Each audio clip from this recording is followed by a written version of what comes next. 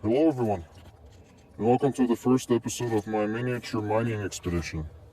In the next couple of episodes I will be exploring this small area around here, trying to see what minerals and ores I might be able to find. However, from my previous visits, I do know that this mountainside has an incredible mineral diversity. So I decided to come up here once again to make a video. So, the primary reason why I even found this spot was because about 6 months ago, I was looking through Google Maps and I saw a pretty large white spot not too far away from where I live. So my original idea was that it was probably a large deposit of limestone. So I decided why not go explore it.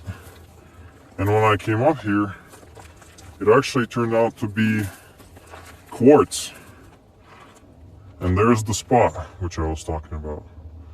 And right behind it is a large cliff, also made up of quartz. Now, just to clarify, this isn't my private property, but what it is, it's federal land. And you might be wondering if what I'm going to be doing is legal. And it's perfectly legal. Anything from hiking to rock picking can be done on federal land, as long as there's no intention of selling any rocks for profit, and as long as you're not using any heavy equipment, so I'll be only using manual tools. Now what's interesting about quartz is that it's a good indicator of other minerals, such as pegmatite, which I've previously found here, and also some heavy elements such as lead, silver, and even gold. But even if I find any of those, I'll have to keep them to myself as a souvenir, since again it's illegal to sell anything that was found on federal property. But what quartz is also a good indicator of is hydrothermal vents, and even now there might not be any active ones. Hydrothermal vents do bring up minerals from deep inside Earth, and then allow them to crystallize up on the surface. So that's probably why this area is so minerally diverse, which I'll show you in a second. Okay, so before I get started here, I just wanted to show you some rocks that I found. So to start off, this is pegmatite, which I found down below. And what it basically is just a matrix of quartz, which has some other minerals embedded in it. But what's interesting about this one is this is magnetite embedded into quartz. And as you can see, when I put my magnet to it, it sticks right on. The magnetite is actually these little black spots. Now next I have some biotite, which is this black mineral. It's quite shiny actually. Its formula is quite complex actually. You're seeing it up on the screen right now. I found a few pieces. This one is my favorite. And then I have some pink quartz here, which is also called rose quartz. It's quite beautiful. I found a few pieces of it. And then I just have a very, very white piece of quartz. Now the difference between this quartz and pink quartz is that pink quartz has some other metal elements embedded into it, such as titanium and manganese and iron. They're giving it its color. And what I have here could be either hematite, which is just an iron oxide, or it could be cinnabar. Now, if this is cinnabar, it will be pretty cool, but I'm honestly not totally sure what it is.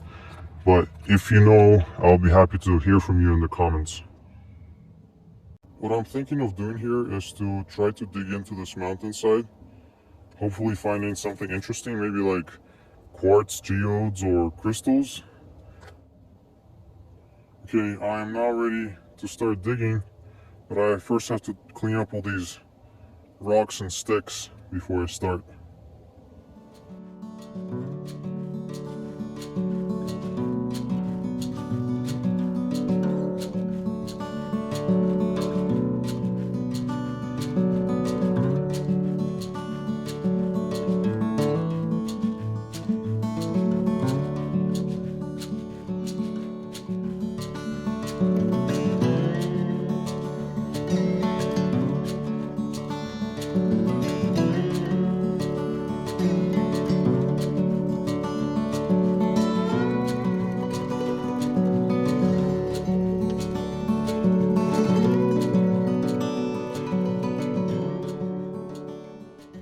Okay guys, it's been coming along quite nicely. The dirt isn't too hard, but there's quite a few rocks in it. But I just noticed that I'm starting to dig into the subsoil, which you can tell is different color from the topsoil, has less organic material in it, and it's more sandy, has a bit more rocks in it. So this is the O soil horizon, and this is the A soil horizon. And below it, when we get even deeper, it's going to be the B soil horizon.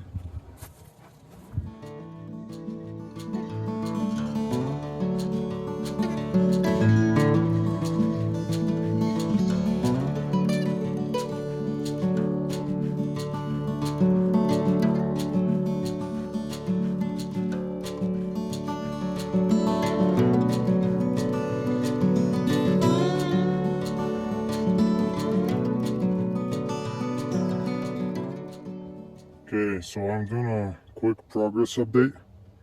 I have made myself a good outline by now. So this is the size of my entrance, and it's going to stay that way.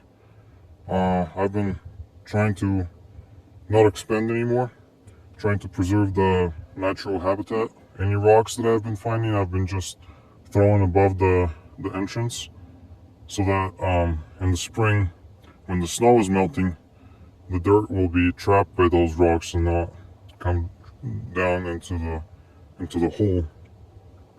But the plan for the rest of the day is to remove that bulk of dirt.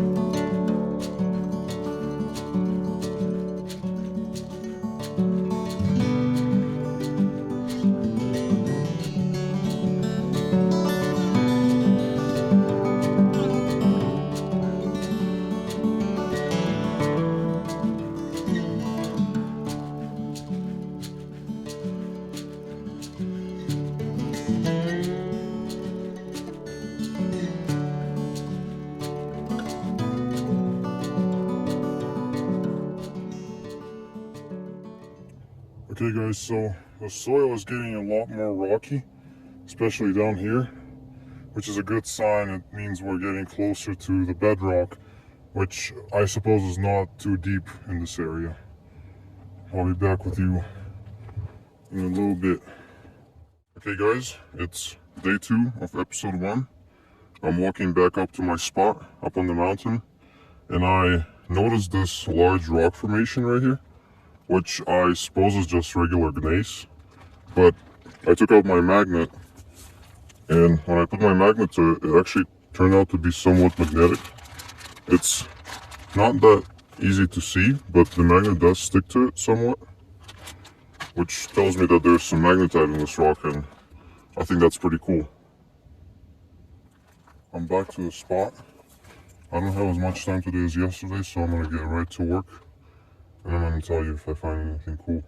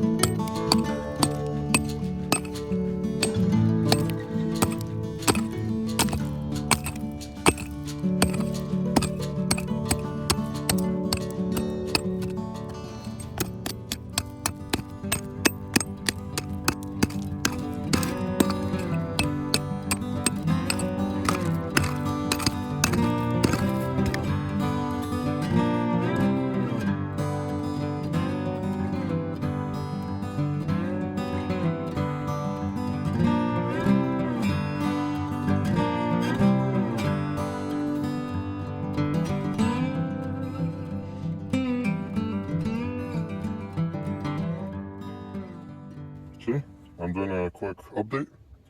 So I made some progress. It's starting to get really rocky here. Like some rocks are real big and real hard, so they don't just crack, but some of them like this one and like this one, they're pretty easy to break with a pickaxe.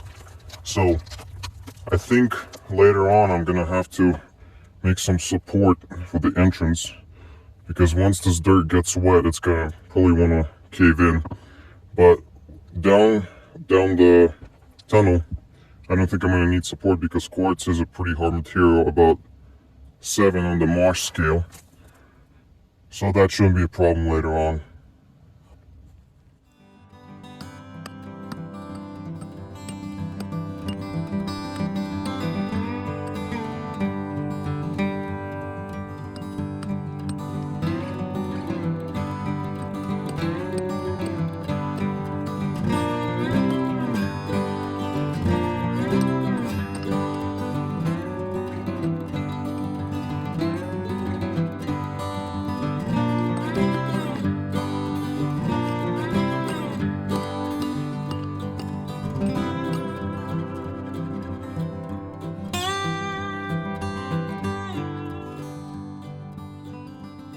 It's been about 3 hours and I'm done for today and done for this episode. As you can see, it's getting quite rocky in here, but I'm gonna come back next time and keep on going. I'm gonna tell you if I find anything cool. But thanks for watching. I hope you enjoyed, and see you next time.